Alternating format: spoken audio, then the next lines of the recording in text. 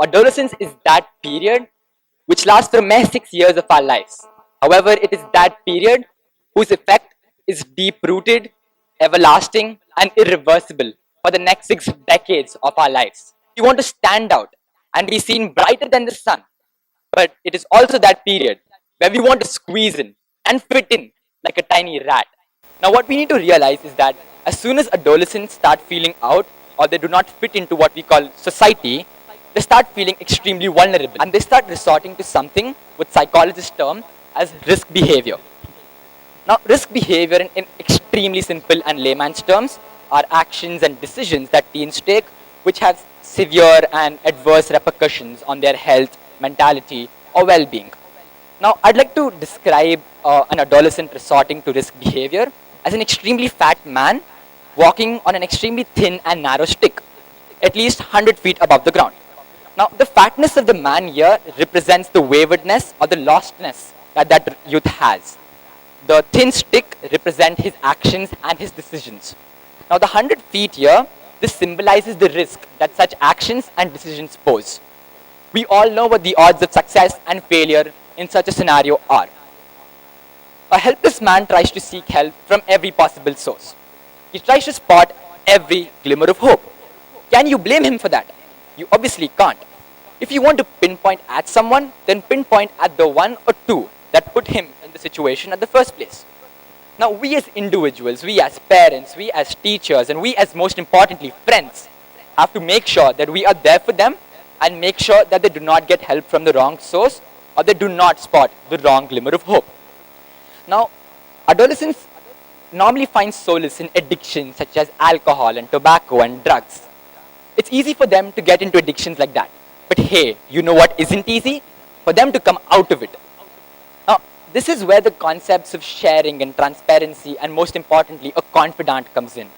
Believe me, it takes merely one trustworthy confidant for you to get back on the track of life and not resort to something what we call as risk behavior. Now, through the course of normal life, we encounter several things which pressurize our brain or in simple terms, saturate it. What we need to do is unsaturate our brain through sharing and communicating. Now, when we share with others, it is a popular axiom that we feel lighter, comforted, and relieved.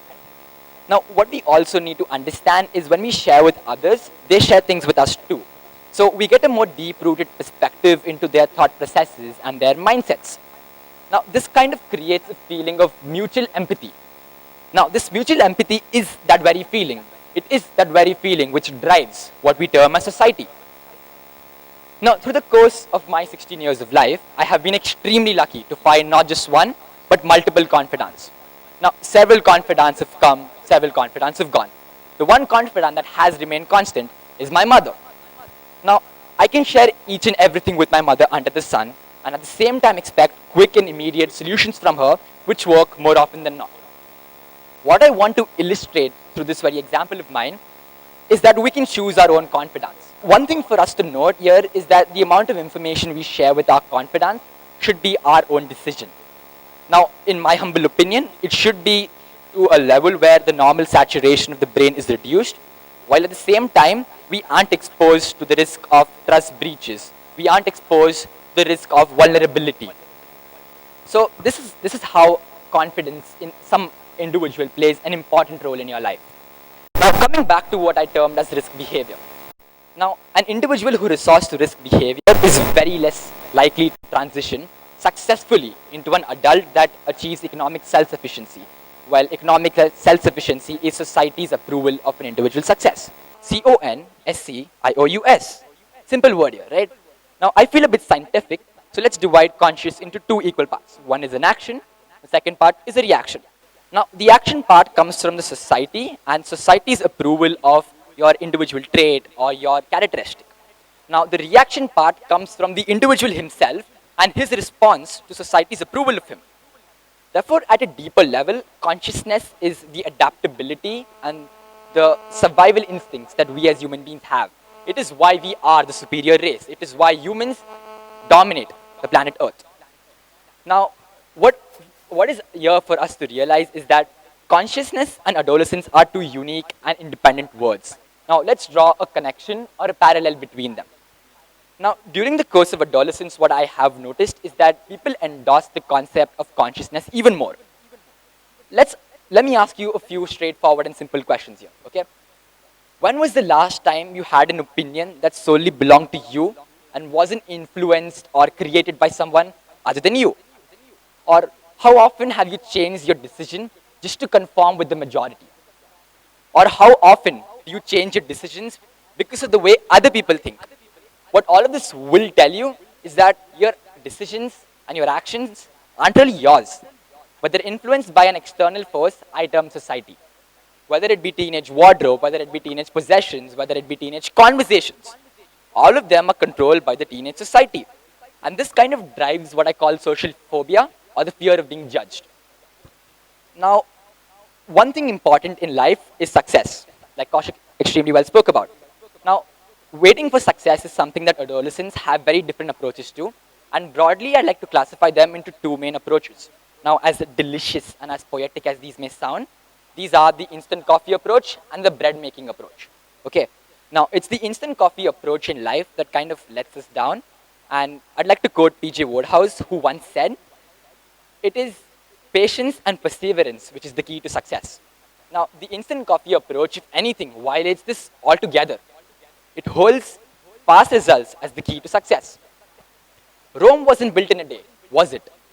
Then how, possibly how, can we expect our actions and our decisions to manifest immediately and bear fruit? Now, the time between our actions and the achievement of that goal is called the gestation period. Now, what isn't in our hands is the gestation period, but what is in our hands is our own actions, its nature, and how we influence the people around us. Therefore, we need to give in our 100% into our endeavor in the first place and maintain a spirit of optimism. Now, the reason I say optimism is because optimism is infectious in nature. Now, while diseases like malaria and dengue spread, what doesn't spread is an equal amount of optimism to balance this out. Now, as soon as this starts spreading, we will make sure that our life is optimistic and our life is good. Now, let's come to the second approach, which is the bread making approach. Now, the bread making approach relies solely on patience and perseverance. And this may seem a little idealistic for certain scenarios in life, but this is the sole answer. Now, Paulo Coelho once said, "A man who masters patience masters everything else in life." As soon as we start developing patience and composure, we will realize that we have success right in front of us. It is beckoning us.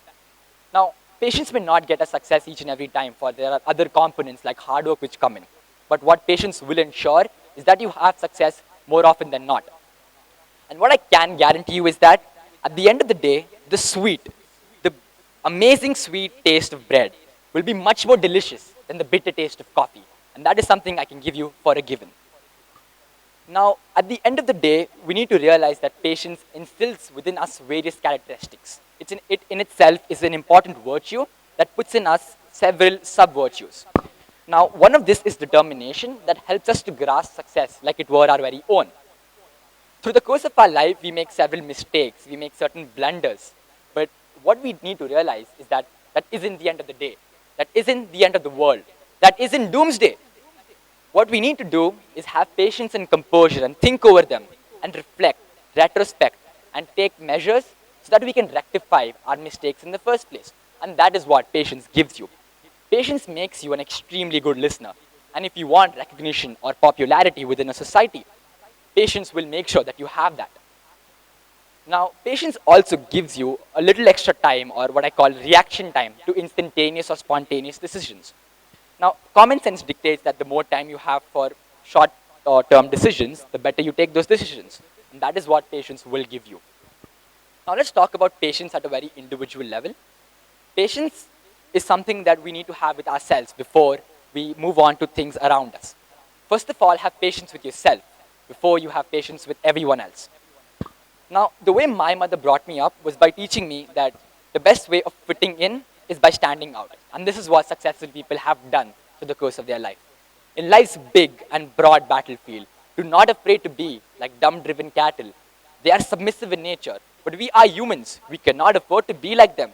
For if we behave otherwise, we aren't any better. The only thing that stands between you and your goals is a long, an unending queue, then maybe, just maybe, you should consider the possibility of making your own queue. For that is what successful people have done, and by acting in contrary to common belief, they have become successful. They have left their legacy. Now, through the course of adapting or fitting into society, you often lose your uniqueness, your individuality. And that is something I do not want every individual in this room to do. Our five fingers aren't equal. And they never will be, unless you cut them off. Well, life isn't a butcher shop, so you cannot do that. What I want you to do is be true and real to yourself. For if you want society and the people around you to be true and real, you need to start that and preach that at an individual level first. Now, I'd like to talk about a certain thing that I spoke about earlier, known as social phobia, or the fear of being judged, and how we as humans excite that feeling and endorse it in a way. Now, this activity is called an activity called Judgment Day, which in turn points out the mistakes that we make while judging people. So I will put forward three personalities termed as A, B, and C, and certain characteristics or habits of theirs, and it is for you to judge who among these three personalities is a better person. Person C. Now, I'm pretty sure that most of your answers would correlate to one person, which is person C. But as soon as I tell you who these three people are and what they have done, your answers and your reactions will drastically change. For A is Franklin Roosevelt, B is Winston Churchill, and C, I kid you not, is the ruthless dictator who tried to exterminate an entire race, Adolf Hitler. Now, what you need to realize in this scenario is that your opinions were solely influenced by the facts that I put forward. Therefore, your opinions weren't really yours, but the opinions that I gave you. Okay? And even in certain scenarios, you need to realize that character is a complex phenomena, and it is not just one or two habits. If you have to judge someone, you need to have a complete picture of their nature, which in the course of human life isn't important or isn't possible. Now, since I've spoken about how judging is something wrong, I'd like to introduce you to a concept that I have created called as a thin line of separation. Now, though two things in life may seem extremely similar, they aren't quite the same.